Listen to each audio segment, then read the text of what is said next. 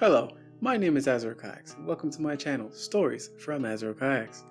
Today we're going to be reading Dragoons The Awakening, Chapter 10. With that said, let us get started. Chapter 10. It snapped in half. Start. After finishing the meal, Kyle takes the plates to the sink. Hey Kyle, where's Winry? Draco asks. In her room, resting and recovering, Kyle says while washing the dishes. Draco goes over to Winry's room and walks in. Draco sees Winry covered in band-aids and wraps. Her wraps covered in dried and semi-new blood. Winry, can you hear me? Are you okay? Draco says softly.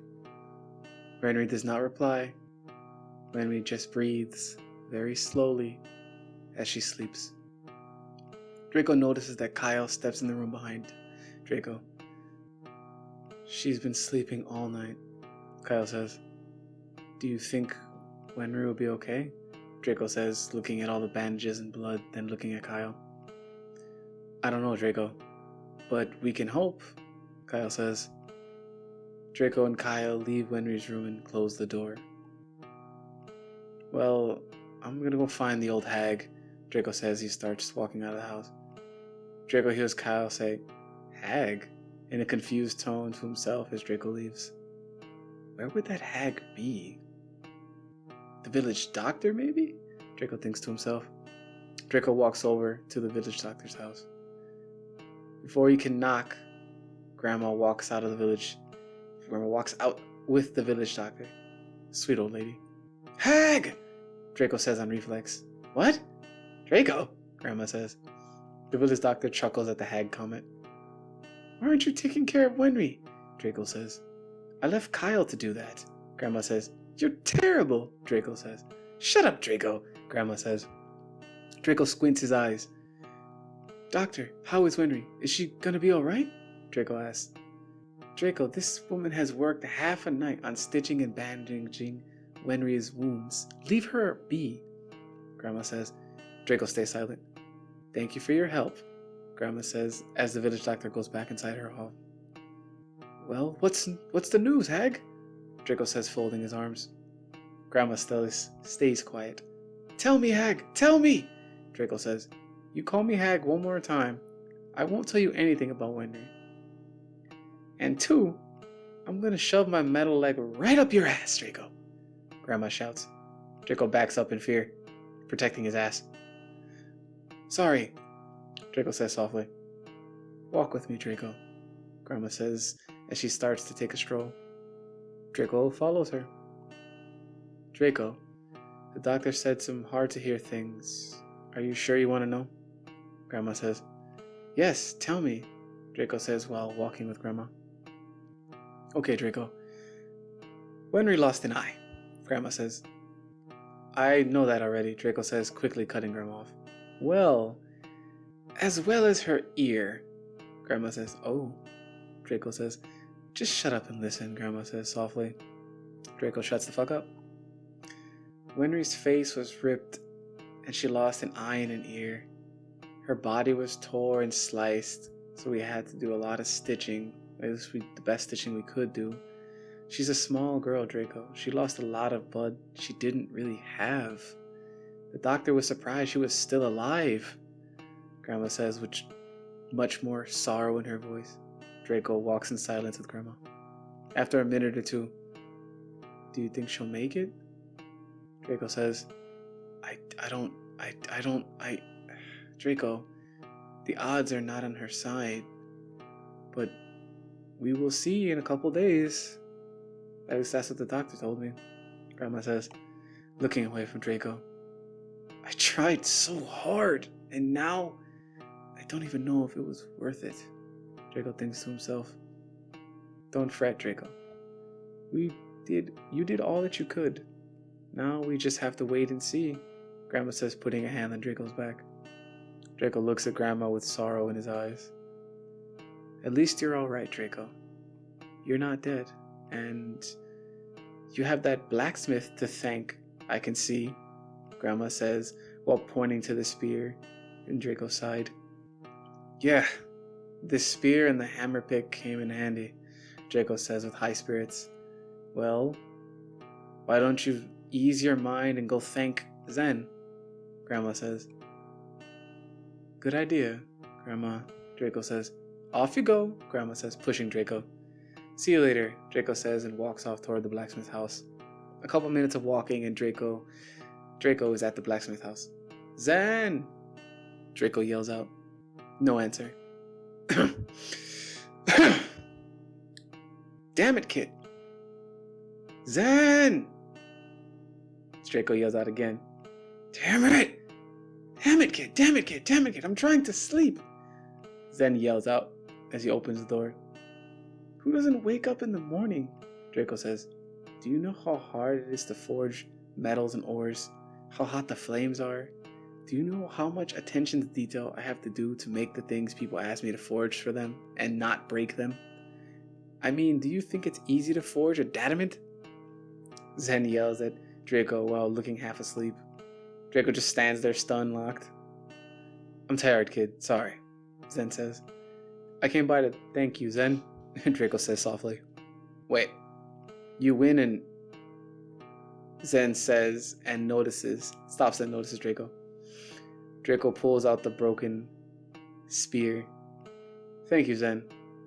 Not only did you help me save Winry, but you saved my life as well. The spear really came in handy, Draco says. Oh my, what happened to the shaft? Zen says and rushes over to Draco and grabs the spear and starts rubbing the shaft. It's snapped in half, Draco says. It snapped in half? How? Why? Do you know how long it took to make this? Zen says loudly and while examining the broken shaft. Well, after the wyvern hawk spit me out of its mouth, I chucked the spear at it, Draco says. Zen stops and looks at Draco. In the wyvern hawk's mouth? Throwing your weapon?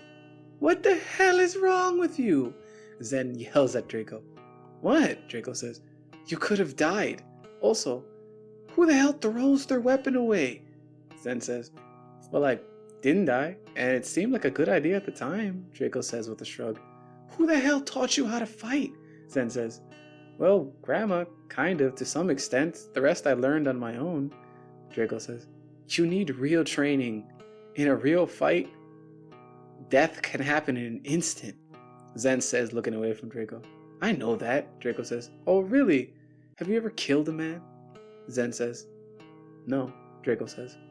Have you ever had someone you know or love get killed in front of you? Zen says.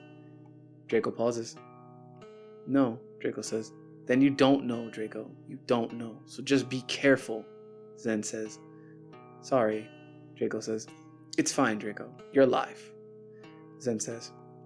Yeah, I am, Draco says, looking at his hands. Still, the wyvern hawk spit you out? That's one lucky moment. I guess you must taste terrible, Zen says with a laugh. Oh, well, that could have been it, Draco says. Well, what else could it have been? Zen says. Well, I did bite a huge chunk out of its tongue, Draco says. That's disgusting. But how did you get that close? Zen says. Well, the wyvern hawk got me and tried to bite me in half, Draco says. So you bit its tongue before it could bite down and save yourself. Nice thinking, kid. You are a very lucky one, Zen says with a laugh. No, the wyvern hawk did bite down, Draco says. Zen looks at Draco confused, staring at his body. Yeah, it couldn't bite me in half, Draco says. Why? Zen says, confused. I think I'm a dragoon, Draco says, staring into Zen's eyes. Zen takes a second to understand what Draco just said to him. Zen laughs. No way, kid. There hasn't been a dragon sighting in years, Zen says. I don't know what to say. My skin became scales and protected me when I was going to get bit, Draco says. Zen gets serious. Zen looks at Draco for a minute intently. What? Draco says. In a quick movement, Zen closes the distance between them and thrusts his spear, the spear that Draco had, at Draco, but stops right before it hits him. Draco doesn't move, just confused as to why Zen did this. Scales, huh? You look human to me, kid, Zen says, backing off. Yeah, it's Gale's, Draco says, looking at his body. Look, I don't care what you did or how, but the Wyvern Hawk is dead, right? You're not lying? Zen says with a raised eyebrow. It is dead, Draco says defensively. Alright, I believe you. Just can't have a Wyvern Hawk flying around and eating people, okay, kid? Zen says. Draco realizes he didn't get any proof that he killed the Wyvern Hawk. Well, kid, I'll fix this up for you, Zen says, holding the spear and looking at it. You'll fix it? Back to a spear? Draco says. No, the shaft is broken. Maybe if you had brought the shaft, I could fix it, but that's neither here nor there. I'd have to make you a new shaft, and that's a solid bit of ore that you would need, or more metal. I don't really have that, but I can shave down the edges and fix the broken bit, Zen says, looking at the spear, checking out the shaft and rubbing it. Thanks, Draco says. Draco watches Zen go back into his house. Draco decides there's nothing more he can really do right now. Wenry's alright. His spear is getting repaired. Kyle's taking care of Wenry.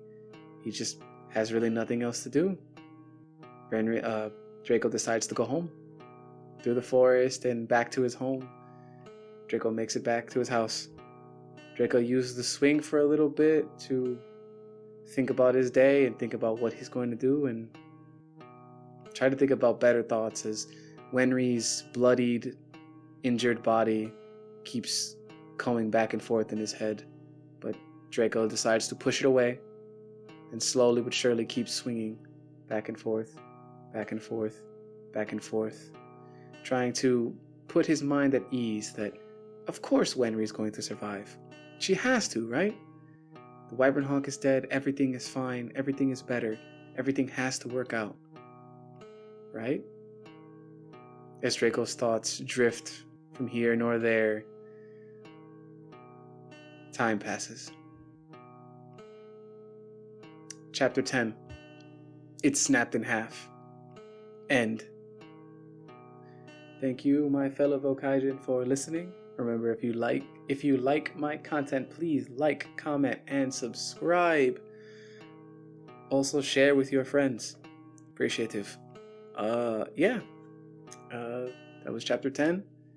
You know, obviously not every chapter has to be some crazy thing that happens, but if you pay attention to every chapter, you'll know that very important little bits are happening. And I feel like that's what's important. Because obviously these are usually 10-minute episodes. So in the concept of like a real TV show, it would be, 20 to 30. So 2 episodes together would be the usual. But yes, thank you guys for watching. I really appreciate it. This is Azrael Kayaks signing off. I will see you guys in the next one. Goodbye, my fellow Velkaijin.